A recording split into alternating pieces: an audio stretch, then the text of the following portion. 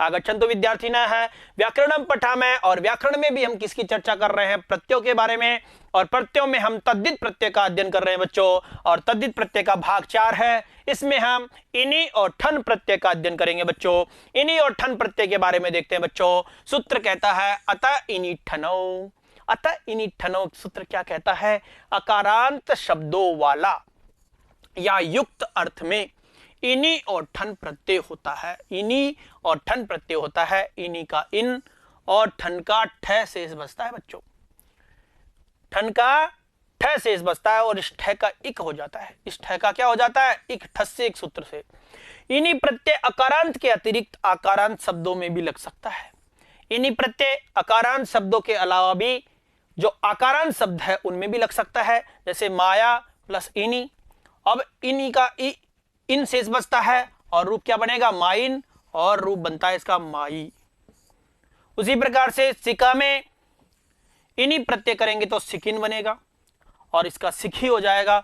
उसी प्रकार से वीणा में इनि करेंगे तो वीणिन हो गया, वीणा वीणी हो गया।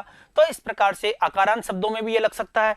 इनि प्रत्यांत शब्द के रूप पुल्लिंग में करिन के समान, स्त्रीलिंग में ई लगाकर, नदी के समान स्त्रीलिंग में ई लगाकर नदी के समान, नपुंसकलिंग में मनोहारिन शब्द के समान चलते हैं। ठन प्रत्यय के ठ को क्या हो जाता है? इक हो जाता है, ठस से एक सूत्र से। ठन में ठ बचता है और दंड में ठ किया तो क्या बनेगा? दंडिक, दंड वाला। उसी प्रकार से धन में ठन किया तो क्या होगा? इक, और धनिक, धन वाला।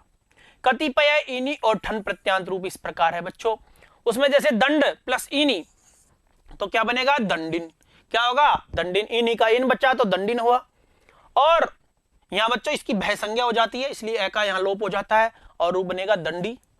बल में इनि जोड़ेंगे तो बलिन, और रूप क्या बनेगा? पुल्लिंग में बली।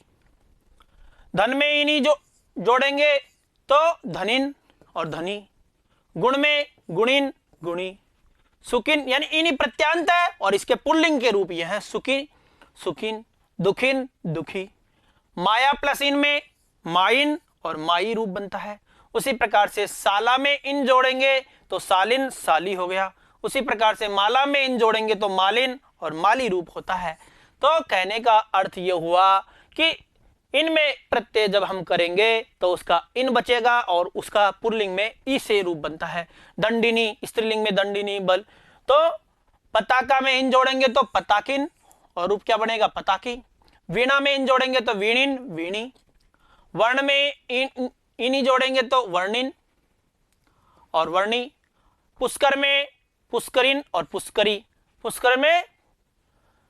उसी प्रकार से ज्ञान में इनी जोड़ेंगे तो ज्ञानिन, ज्ञानी। योग में इनी जोड़ेंगे, सब में इनी है बच्चों, इनी का इन मैंने यहां रख दिया है इसलिए। योग में इनी जोड़ेंगे तो योगिन, योगी। कुमुद में इन जोड़ेंगे तो कुमुदिन और कुमुदी। पदम में इन जोड़ेंगे तो पद्मिन, पद्मी। तो इस प्रकार से अब हम देखते हैं ठन प्रत्यांत शब्द। जैसे दंड में ठन किया, ठन का क्या बचा? ठ, और ठ का क्या हो गया? इक। रूप क्या बनेगा? दंडिक, और पुल्लिंग में रूप दंडिक है। धन में ठन किया, धनिक है, धनिक है। हिरण्य में हिरण्यक। माया में माइक। वर्ण में वर्णिक। योग में यौगिक। चर्म में चर्मन है और इसका प्रातिपदिक हो गया चर्मिक और चर्मिक है। वर्ण में वर्मिक और वर्मिक। संज्ञा में संगिक, संगिक है। नौ में नाविक, नाविक है। तो इस प्रकार से इनका हम समझ सकते हैं, बहुत सरल प्रत्यय हैं। ठक्का ठ बचता है और इसका इक हो जाता है। जैसे विशेष देखते हैं, कुछ मैंने विशेष में भी बताया बच्चों। जैसे विशेष में भी हमने बताया है कि ब्रीहि आदि गण में पठित तथा पुष्कर आदि शब्दों से स्थान अर्थ में इनी और ठन प्रत्यय होता है। यानी ब्रीहि आदि गण में पठित, ब्रीहि आदि गण में पठित पुष्कर आदि शब्दों से स्थान अर्थ में इनी और ठन प्रत्यय होता है। ब्रीहि और में इसमें इन करेंगे तो ब्रीहिन और ब्रीहि रूप बनता है। और इसमें ब्रीहि में ठन किया, ठन का ठ बचा तो ब्रीहिक बना। उसी प्रकार से माया में इन किया, माइन, और रूप क्या बना? माई। और माया में ठन करेंगे तो माइक रूप बनता है। इस प्रकार से बच्चों ये हमारे ठन और इनी जो प्रत्यय है वो पूर्ण हुए। ये दोनों आपके अच्छे से समझ में आए होंगे। इसी आशा के साथ में हम अगले प्रत्यों के साथ में फिर मिलते हैं। धन्यवाद। नमो नमः।